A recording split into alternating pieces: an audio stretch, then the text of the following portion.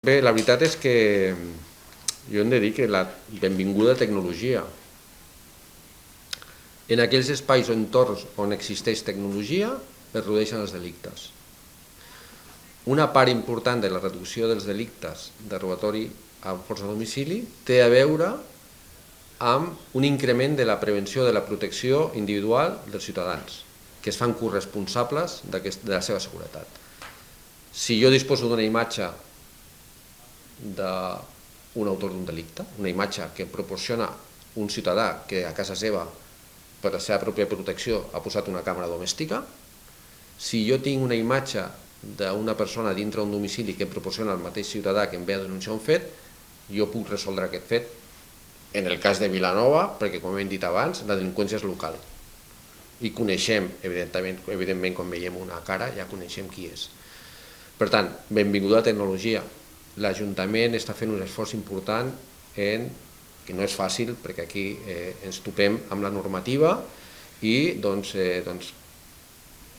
fins que es planeja o es planteja, fins que s'aconsegueix, hi ha un camí a vegades difícil i laboriós. Però sí que l'Ajuntament ens ha dit que precisament en algunes zones on s'estan produint molts robatoris a l'interior de vehicle, té previst la instal·lació de càmeres. Estic segur i convençut que quan aquestes càmeres estiguin operatives i en funcionament, aquest tipus delictiu en aquestes zones concretes cauran en picat.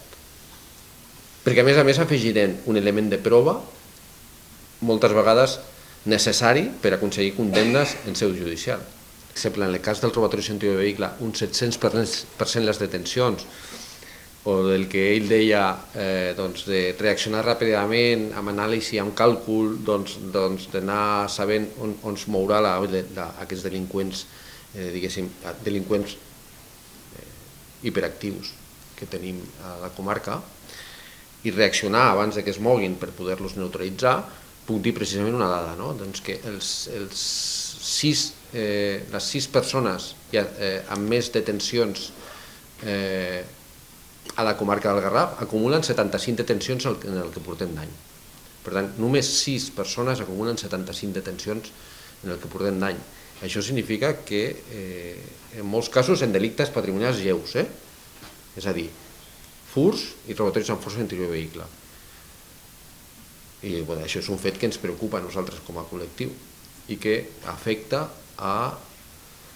o condiciona l'estat d'ànim de la policia quan reiteradament una mateixa persona entra i surt de les nostres dependències setmanalment, acumulant detencions sobre un mateix fet delictiu.